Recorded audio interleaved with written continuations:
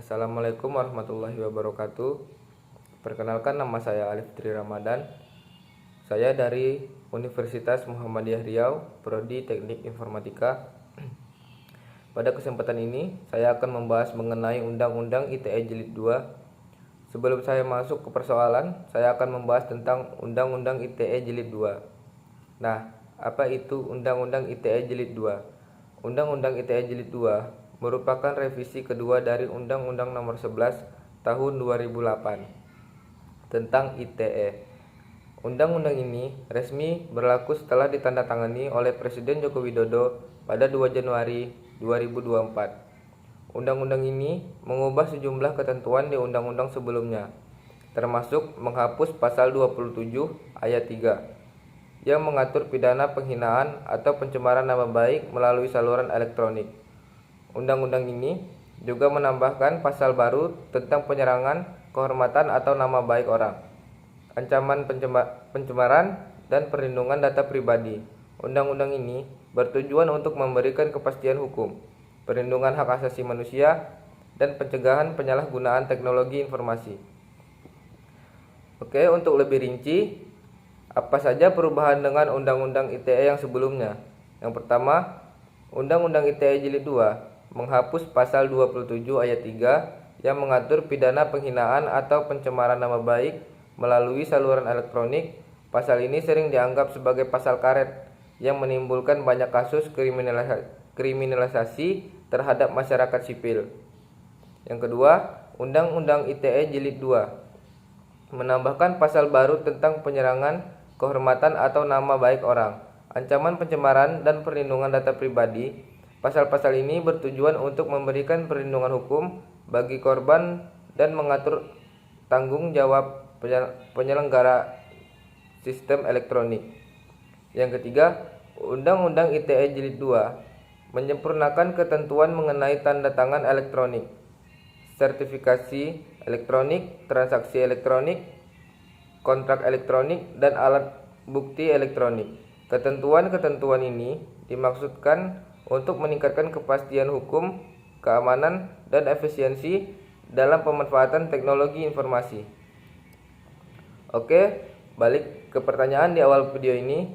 Pertanyaan pertama, bagaimana kita dapat menemukan keseimbangan antara perlindungan terhadap kebebasan pendapat secara online dan kebutuhan untuk mengatur konten demi mencegah penyebaran informasi yang dapat menimbulkan konsekuensi negatif?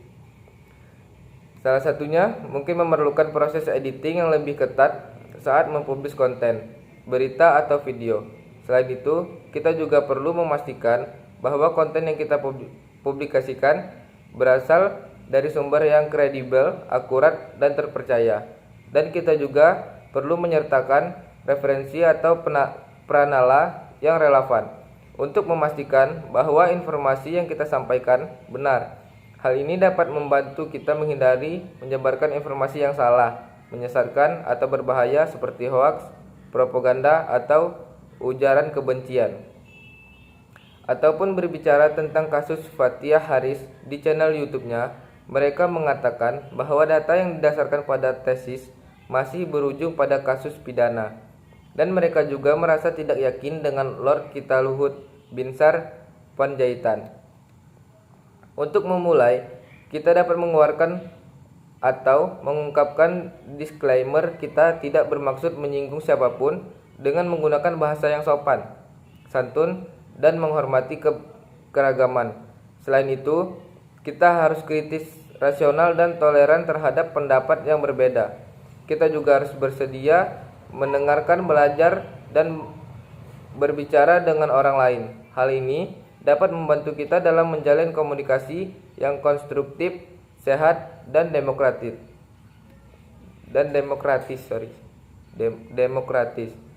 Untuk pertanyaan kedua, apakah terdapat alternatif kebijakan atau pendekatan hukum lain yang dapat menjamin keamanan siber tanpa harus membawa implikasi yang signifikan terhadap kebebasan pendapat online? Berdasarkan jenis, efek, dan tujuan konten internet yang bersangkutan, kasus ITE serupa di negara lain, seperti Inggris, dapat ditangani dengan hukum pidana atau perdata. Inggris memiliki hukum perdata yang lebih fleksibel, inklusif, dan akuntabel dalam menyelesaikan sengketa terkait konten online. Sedangkan hukum pidana negara itu lebih spesifik, proporsional, dan transparan dalam mengatur konten online. Dan menurut pendapat saya, Undang-Undang ITE Jilid 2 dapat mengganti hukuman pidana yang dapat mempenjarakan dengan perdata yang memberikan sanksi hanya berupa ganti rugi, kompensasi, atau pemulihan hak bagi pihak yang dirugikan dalam perselisihan hukum. Dengan mempertimbangkan tingkat literasi masyarakat Indonesia yang rendah dan tingkat kecerdasan kita yang tinggi, terutama di musim kampanye ini, kebebasan berpendapat adalah hak yang harus diperjuangkan, bukan hak yang harus disalahgunakan, kata Desmond Tutu, yang saya kutip untuk mengakhiri video ini. Assalamualaikum warahmatullahi wabarakatuh.